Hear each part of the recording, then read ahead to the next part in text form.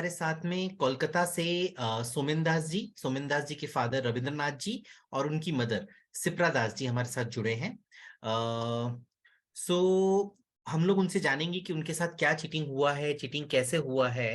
आप लोगों से मेरा ये रिक्वेस्ट रहेगा कि प्लीज जो उनका वीडियो है वो ध्यान से सुनिएगा। काफी इंटरेस्टिंग केस है। काफी एक अच्छा अमाउंट जो है वो चीट किया गया है उनसे। करीब करीब 10 लाख रुपीस का स्कैम है ये। रिलायंस लाइफ के एम्प्लॉयज ने गलत किया है।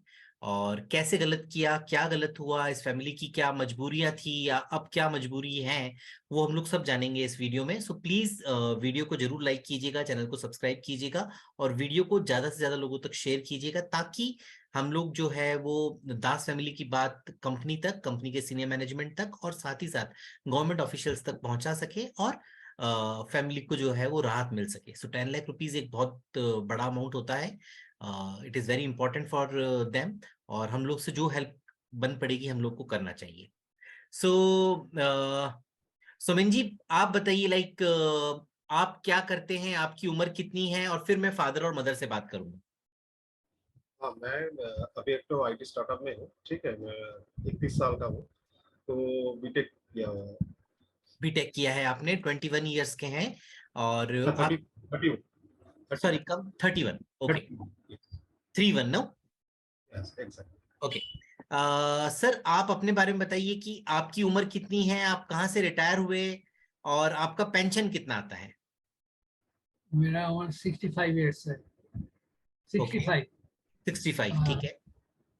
मैं गवर्नमेंट डिपार्टमेंट अंडरटेकिंग से रिटायर किया। और रिटायर कब किया सर आपने? 17 2017। 2017, ओके। और आपको पेंशन मिलता है सर, और अगर मिलता है तो कितना पेंशन मिलता है? पेंशन अभी लगभग 30,000, 29,000 समथिंग ओके, मिलता है। ठीक है। इसके अलावा सर आपका कोई और आमदनी का कोई सोर्स है, कोई रेंटल नहीं इनकम, कोई इंटरेस्ट? नहीं नहीं, कुछ भी नहीं है। Okay, okay. सिप्रा मैम, आपसे जान सकता हूँ आपकी एज कितनी है और आप कुछ काम करती हैं या आप हाउसवाइफ हैं? 53 एज है। 53 एज है। 53, और आप हाउसवाइफ हैं मैम या आप जॉब करती हैं? House wife. ओके मैम, आपका कोई इंडिपेंडेंट इनकम का कोई सोर्स है? जो सर की पेंशन है उसके अलावा कोई इंडिपेंडेंट सोर्स है? ओके, सो आप घर चलाने में सर की हेल्प करती हैं, एम आई राइट? हाँ। बहुत बढ़िया मैम। सो जानते हैं कि ये चीटिंग जो हुआ ये कैसे हुआ। तो रविंद्र सर, आप बता पाएंगे कि चीटिंग कैसे हुआ, या should we ask Somen sir जो ज्यादा अच्छे से एक्सप्लेन कर सकें? अगर आप एक्सप्लेन कर सकते हैं तो आप बताइए कि किस तरह से शुरुआत हुई चीटिंग की, किस तरह से ये पॉलिसीज आपको इशू हुई। पहले ये जानते सर कितनी पॉलिसीज इशू हुई है टोटल? लगभग नवंबर एंड में, नवंबर 21 एंड में ओके, फोन कॉल आया था मेरा लड़का का फोन में। तो उसको बोला कि हम रिलायंस कंपनी से फोन कर रहा है, तो सर के साथ बातचीत करना है। हाँ, वो पूछा जे कौन बारे में, तो बोला जे हम इंश्योरेंस का बारे में बात करना, इंश्योरेंस प्रोडक्ट है उसके बारे में आपको बारी जाने मांगता है। एक तो सेकंड, एक दिन हम बोला एक सेकंड। आ जाइए। सुमिन जी, सर का आवाज थोड़ा सा कट कट के आ रहा है, इट वुड बी बेटर अगर आप बात कर सके। ठीक है, मैं बोलूँ तो जो हुआ है, जो नवंबर 2021 का एंड में, ठीक है, एक तो फोन कॉल आया मेरा फोन में। तो फोन में बोला गया था कुछ इन्वेस्टमेंट प्लान्स है, हम लोग रिलायंस निकॉन से बात कर रहे हैं।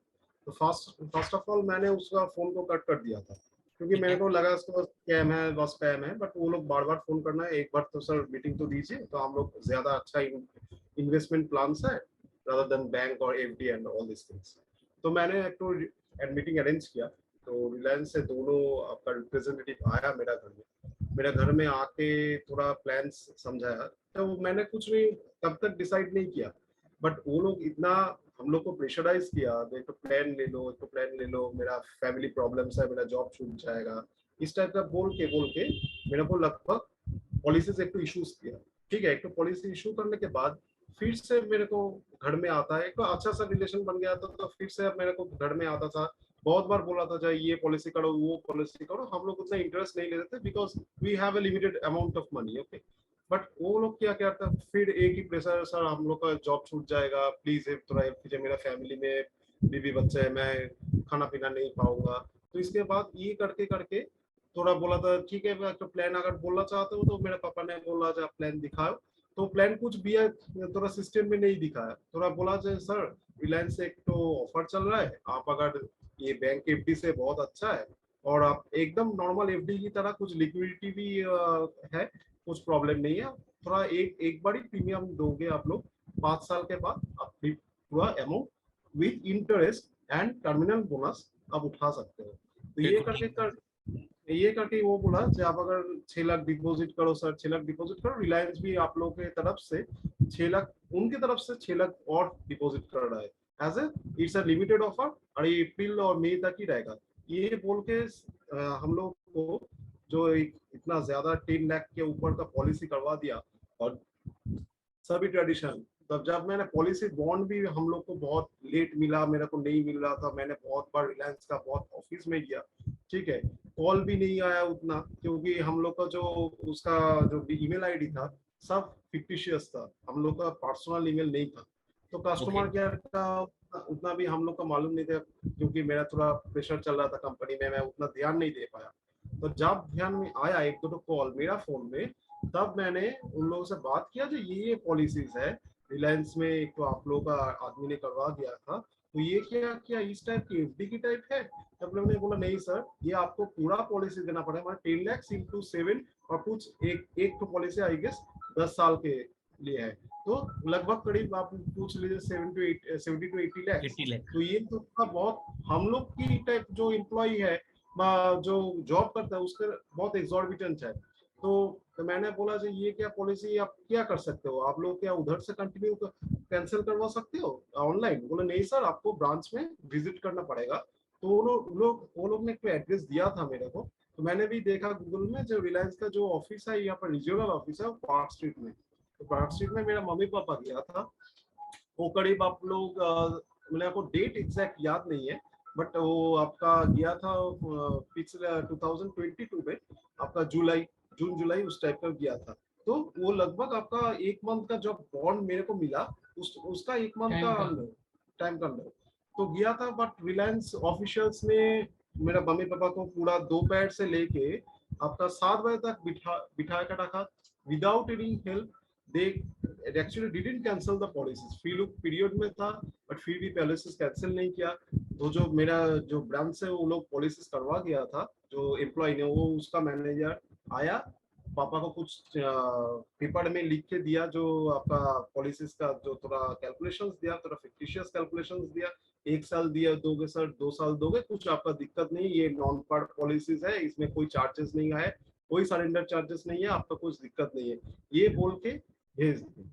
जो पेपर आपने मुझे भेजा है एक, वो आपको पॉलिसी बनने के मतलब जब आप कंप्लेन करने गए थे तब वो मैनेजर आया, तब उसने ये लिख के दिया था, है मैं राइट? Exactly. उसमें भी मैंने देखा सर, उसमें वो बोल रहा है कि आप 1 2 3 बार प्रीमियम पे कीजिए, उसके बाद में वो मना कर रहा है कि कोई प्रीमियम पे करने की जरूरत नहीं है, अगर आप 3 साल पेमेंट कर देंगे तो आपको टर्मिनल बोनस और एक्यूमुलेटेड बोनस ऐसा करके कुछ दिखा रहा है वो, M I right?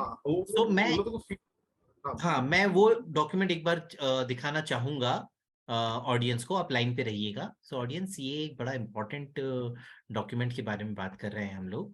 So I will tell you, it is like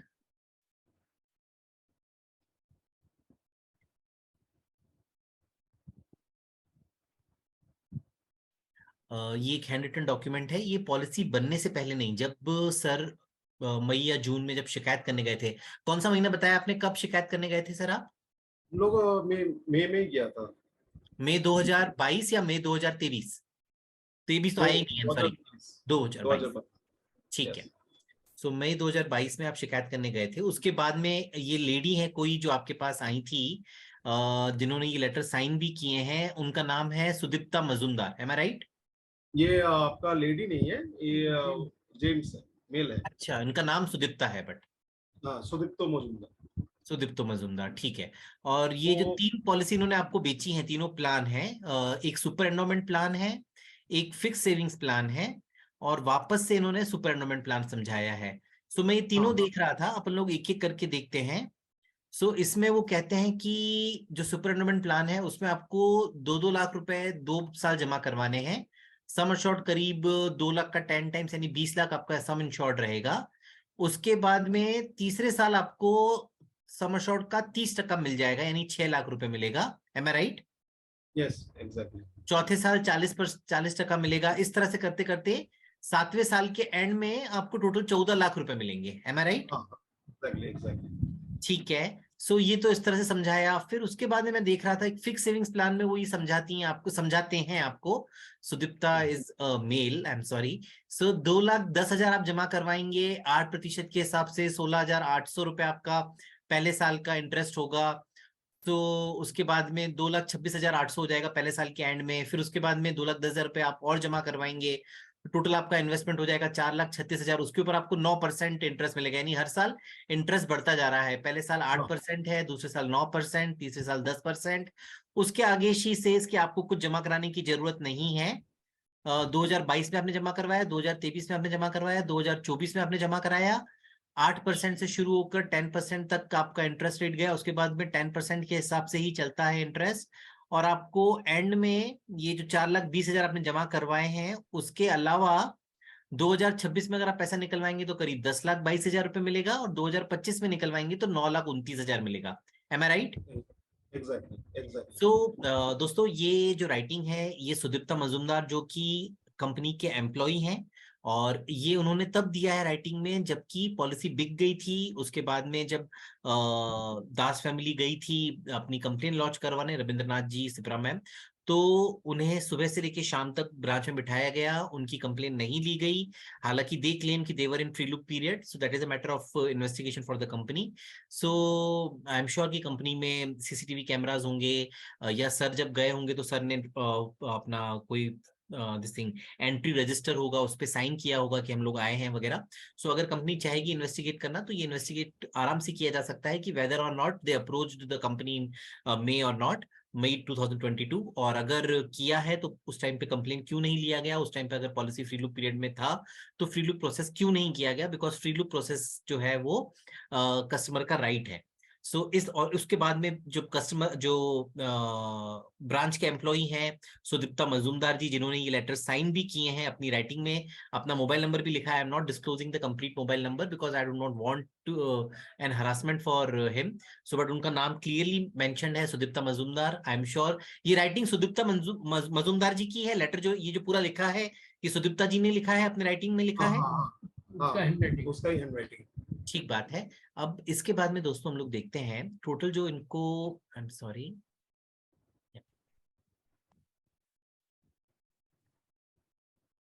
हम लोग को जो उसका विजिटिंग कार्ड भी दिया था, हम लोग को कार्ड भी दिया था, और हम लोग बहुत बार बोला था कि आप लोग रिलायंस का पैड में लिख दीजिए, बट आप कोई भी किसी भी टाइम वो लोग रिलायंस का पैड में कैलकुलेशन नहीं लिखते दिया हम लोग। नहीं, गॉड इनफ, मतलब गुड इनफ आपने जो किया है, जो जितना आपने बताया है उतना काफी है। आपने बताया कि आपके फादर की इनकम ही जब 29,000 रुपए है पेंशन की। सो अब जो जो टोटल प्रीमियम दिया गया है दोस्तों, ये है टोटल 6 पॉलिसीज जो सर के और सर के मैम के नाम पे, लाइक ना 3 पॉलिसीज रविंद्र जी के नाम पे बेची गई हैं और 3 ही पॉलिसीज सिप्रा जी के नाम पे बेची गई हैं। लगभग सभी पॉलिसीज में जो लाइफ एश्योर्ड है वो सोमेन जी हैं, उनके बेटे। केवल एक पॉलिसी में सिप्रा जी खुद ही ओनर भी हैं, पॉलिसी होल्डर भी हैं और लाइफ एश्योर्ड भी हैं। और जो प्लान दिए गए हैं वो ये हैं Reliance Nippon life saving fix savings plan, Reliance Nippon life super endowment plan, Reliance Nippon life निश्चित समृद्धि। ये प्लान्स दिए गए हैं। जो टोटल इनमें प्रीमियम इनको डिपॉजिट करवाना है फैमिली को एवरी ईयर, वो है करीब 10 लाख रुपए। सो अब मैं आपको दिखाता हूं कि इनकी पॉलिसीज में प्रपोजल फॉर्म में इन्होंने क्या इंफॉर्मेशन दी थी। So let me show you, ये मैं क्लोज कर देता हूं। पहले हम लोग प्रपोजल फॉर्म्स देखते हैं। सभी प्रपोजल फॉर्म्स में मैंने देखा, होल्ड ऑन, सो सभी प्रपोजल फॉर्म्स में सोमेन जी को और उनके फादर को ग्रेजुएट दिखाया है, उनकी इनकम 5 लाख रुपीज दिखाई है। सो सर ये लोग ना आपकी एनुअल इनकम 2.5 लाख रुपए दिखाई है और आपको ग्रेजुएट दिखाया है। So now it is to be seen कि 2.5 लाख रुपए अगर सर की इनकम है और सिप्रा मैम की अलग से दिखाई है, जो प्रपोजर है वो 5 लाख रुपए की उनकी इनकम दिखा रहे हैं, और सोमेन जो है लाइफ अश्योर्ड उनकी इनकम 2.5 लाख रुपए दिखाई जा रही है। सो इस तरह से अगर हम लोग देखें कि प्रपोजल की इनकम 5 लाख रुपए दिखाई है, और लगभग लगभग सभी प्रपोजल फॉर्म्स में यही सीन है। जो रविंद्रनाथ जी के नाम पे जो पॉलिसीज हैं उनमें भी उनकी एनुअल इनकम 5 लाख दिखाई है। आप दोनों को ही ग्रेजुएट दिखाया गया है, आप दोनों ही ग्रेजुएट हैं, रविंद्र जी और सिप्रा मैम, आप दोनों ने ग्रेजुएशन किया है? ठीक। हाँ हाँ दोनों ने किया है, ओके। और सिप्रा मैम की जो एनुअल इनकम दिखाई गई है 5 लाख रुपए, जबकि सिप्रा मैम खुद कह रहे हैं कि शी इज अ हाउसवाइफ, उनकी कोई इनकम का कोई सोर्स नहीं है अलग से, सिवाय जो पेंशन इनकम आती है रविंद्र जी की जो पेंशन इनकम आती है वो लगभग लगभग 30,000 रुपए वो बोलते हैं, तो साल का 3,60,000 हुआ। सो इन सभी फॉर्म्स में जो इनकम दिखाई गई है वो करीब 5 लाख रुपए दिखाई गई है, जो कि गलत है। अगर इस इनकम को सही भी माना जाए, just for the sake of argument, अगर ये माना जाए कि जो इनकम दिखाई गई है वो सही दिखाई गई है, तो भी 5 लाख रुपीज एनुअली कमाने वाले फैमिली वो 10 लाख रुपीज का प्रीमियम हर साल कैसे भर सकते हैं? हम लोग ये मान भी लेते हैं कि सिप्रा जी 5 लाख अलग कमाती हैं और रविंद्र जी 5 लाख रुपए अलग कमाते हैं, मान लेते हैं 2.5 लाख रुपए सोमेन जी भी अलग कमाते हैं, तो फैमिली की इनकम इनके हिसाब से भी अगर हम लोग देखें 12.5 लाख रुपए है। तो जिस फैमिली की इनकम, जिसको बढ़ाने के बावजूद भी, this not the actual income, but 12.5 lakh रुपए बढ़ाने के बाद दिखाई जा रही है जिस फैमिली की इनकम, क्या ये पॉसिबल है कि वो फैमिली 10-10 लाख रुपए हर साल का प्रीमियम पे कर पाएगी कमिंग 7 ईयर्स 10 ईयर्स तक? So this is a clear case of mis sell दोस्तों। अब मैं आपको दिखाता हूँ प्रोडक्ट सुटेबिलिटी असेसमेंट, एक फॉर्म होता है जो कि कंपनी के एम्प्लॉइज भरते हैं और वो बताते हैं कि ये प्रोडक्ट कस्टमर के लिए क्यों सही है। सो इन सभी फॉर्म्स में भी अगर आप देखेंगे, so let me show you,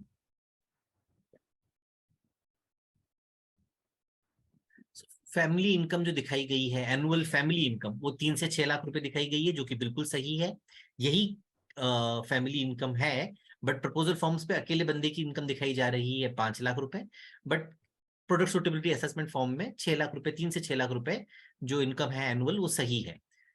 और लगभग लगभग हर प्रोडक्ट सुटेबिलिटी असेसमेंट फॉर्म में यही 3 से 6 लाख की दिखाई गई है। मैं तीसरा भी दिखाता हूं आपको, ये थर्ड है, इसमें भी 3 से 6 लाख, इस तरह से सभी में 3 से 6 लाख रुपए दिखाई गई है। सो अगर इन सब चीजों को हम लोग सही मानते हैं तो ये क्लियर केस है कि जहां पर अंडरराइटिंग टीम ने अपना काम ठीक से नहीं किया गया है। एक फैमिली जिसकी एनुअल इनकम फॉर्म्स पे दर्ज है कि 3 से 6 लाख रुपए है, और उतनी ही है लगभग 30,000 रुपए पेंशन का इनकम है, और सर का कुछ IT सेक्टर के जो स्टार्टअप में वो काम कर रहे हैं वहां से कुछ इनकम होगा, तो करीब करीब इतना ही इनकम बैठेगा। और इस फैमिली के साथ में 10 लाख रुपीज का प्रीमियम पे करना इस एज में, उनके ऊपर ये ऑब्लिगेशन डालना, और अगर वो 10 लाख रुपए हर साल नहीं भरेंगे तो पुराना पैसा पूरी तरह से फोरफीट कर लेना, इट इज कम्प्लीटली इनजस्टिस।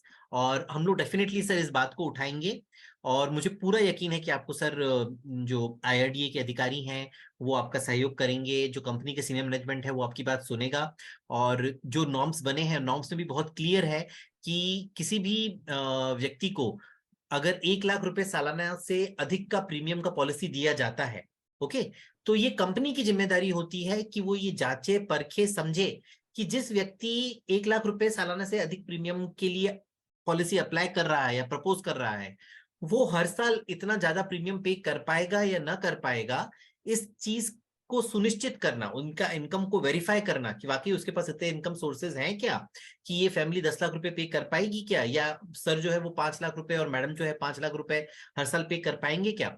तो ये चीज की चेक करने की जिम्मेदारी जो थी वो कंपनी के ऊपर है।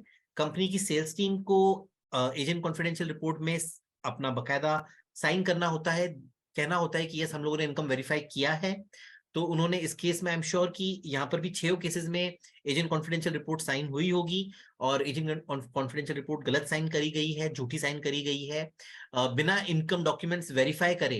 अंडरराइटिंग टीम का भी जिम्मेदारी था कि वो इनकम डॉक्यूमेंट्स वेरीफाई करें, और इनकम डॉक्यूमेंट्स वेरिफिकेशन के बाद ही पॉलिसी इशू होनी चाहिए थी। सो वो भी नहीं हुआ है। So it is completely lapse from companies and, company की गलती है, कंपनी के सेल्स डिपार्टमेंट की, कंपनी के अंडरराइटिंग टीम की। और अगर वो लोग अपना काम ठीक से करते तो शायद ये पॉलिसीज इशू ही नहीं होती और हमें ये वीडियो रिकॉर्डिंग नहीं करना पड़ता। बट नाउ गलती हुई है और आई एम श्योर कि हम लोग सर जब उठाएंगे तो कुछ ना कुछ आपका हेल्प जरूर से होगा। लाइक सीनियर मैनेजमेंट जो है वो आगे आएगा और आपको जस्टिस मिलना चाहिए। आप और कुछ कहना चाहते हैं सर? हाँ, मैं कहना चाहता हूँ जो ये जब पॉलिसीज हुआ था, हम लोग को पापा से कोई आईटीआर भी नहीं मांगा, ठीक है। तो Okay. जो सेल्स पर्सनल था वो और भी किया, एक दो तो फोन कॉल आया था रिलायंस से, वो क्या किया, वो नंबर को ब्लॉक कर दिया, ठीक है।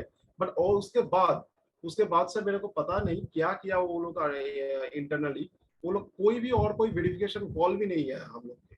मैंने खुद कस्टमर केयर से फोन किया और तब उन्होंने बताया नहीं सर, ये सब आपको पूरा पॉलिसीज एज पर टर्म्स आपको पूरा प्रीमियम देना पड़ेगा और आप पैसा भी नहीं उठा सकते। अगर आप पैसा उठाते हो तो आपका 30% मिलेगा जो आप इन्वेस्ट किए हो। अगर पूरा का पैसा मिलना चाहे तो आपका 14 ईयर्स तक वेट भी करना पड़ेगा। बट ये पूरा तरह हम लोग को गलत समझाया नहीं, गया। ऐसा नहीं है सर कि अगर आप इसमें हर साल पैसा नहीं भरेंगे, जो फर्स्ट ईयर का अमाउंट है वो कम्प्लीटली फोरफिट होने का है इसके अंदर में क्लॉज। सो इट्स नॉट ना, जो पॉलिसी है वो सही तरीके से नहीं बेची गई है, गलत तरीके से बेची गई है। सो हम लोग डेफिनेटली ये बात को उठाएंगे एंड आई एम श्योर कि कुछ ना कुछ अच्छा निकल के आएगा। जैसा आपने बताया कि आपकी कॉन्टैक्ट डिटेल्स, जैसे आपका ईमेल आईडी वगैरह भी गलत डाला गया है। सो हम लोग ये बात भी हम लोग उठाएंगे एंड आई एम श्योर कि आपके साथ न्याय होगा। Thank you. Thank you. Thank you Sipra ma'am, thank you Ravindra sir, thank you Somin sir, thank you. So दोस्तों प्लीज वीडियो को लाइक कीजिएगा, वीडियो को शेयर कीजिएगा और समझिएगा कि किस तरह से इंश्योरेंस कंपनीज जो है वो भोले भाले ग्राहकों के साथ, उनके भरोसे के साथ, उनके जो एम्प्लॉयज हैं वो चीट कर रहे हैं, जो कि गलत है। रिलायंस एक बहुत नामी कंपनी है इंडिया की। शायद दास फैमिली किसी के कहने पे इन्वेस्ट नहीं करती, बट क्योंकि रिलायंस का नाम जुड़ा हुआ था सो कहीं ना कहीं वो कॉन्फिडेंस आता है कि नहीं, रिलायंस कंपनी में कुछ गलत नहीं होता होगा। ऐसा ही आई एम श्योर ऐसा ही आपके साथ भी हुआ होगा सर। सो ये ट्रस्ट फैक्टर हर हर किसी के दिमाग में काम करता है। सो और उसके पीछे आप लोगों ने किसी के ऊपर भरोसा किया, जिसके ऊपर भरोसा किया उसने चीट किया और वो चीट गलत किया है। बट आई एम श्योर कि रिलायंस जो है वो एक अच्छी कंपनी है, आपकी बात समझेंगी, आपकी बात को सुनेंगे उनका सीनियर मैनेजमेंट, और पॉलिसीज को रद्द करके आपको आपका पैसा लौटाया जाना चाहिए और विथ इंटरेस्ट लौटाया जाना चाहिए। हम लोग जरूर ये मांग करेंगे। Thank you.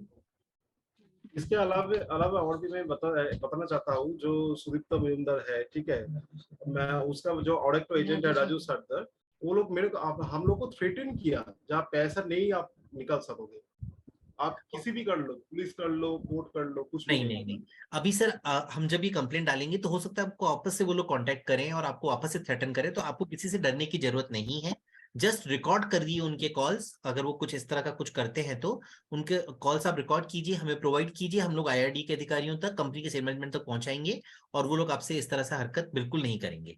ओके, अगर वो मिलने आए उनसे बिल्कुल तरीके से मिलिए, कोई दिक्कत नहीं है। कोशिश करके घर पे नहीं मिल करके आप उनको बोलिए कि हम आपके ऑफिस आ जाएंगे, या अगर आप उनको घर पे बुला रहे हैं तो वो किसी न्यूट्रल प्लेस पे, लाइक आपके घर पे ना मिला करके आप किसी रिश्तेदार के घर पे मिला सकते हैं। आप अपने घर पे अगर मिलाना चाहते हैं तो अपने कुछ रिश्तेदारों की प्रेजेंस में उनको बुलाइए, या आपके आस पड़ोस के जो लोग हैं उनकी प्रेजेंस में उनको बुलाइए, ताकि वो आपके साथ कुछ हरकत ना कर सके। ओके, सो ये थोड़े से आप वो रहिए, क्योंकि सर इस तरह के जो एजेंट्स हैं, जो बदमाश हैं, उनका कमीशन भी इन्वॉल्व रहता है, तो वो अपना कमीशन बचाने के लिए किसी भी हद तक जा सकते हैं। मतलब केवल थ्रेटन ही करेंगे, इससे ज्यादा तो वो लोग कुछ और कर नहीं सकते हैं।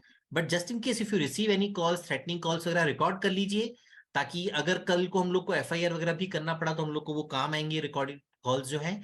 और इसके अलावा भी अगर आप वो आपसे मिलना चाहते हैं, आप उन्हें बुलाइए, बिल्कुल कोई दिक्कत नहीं है, आपस में बैठ करके बात करने में कोई बुराई नहीं है। बट देन मेक श्योर कि कोई न्यूट्रल लोग प्रेजेंट हो मीटिंग के दौरान, है ना, ताकि आपको दिक्कत ना आए। Okay, thank you, thank you, thank you, thank you, नमस्ते।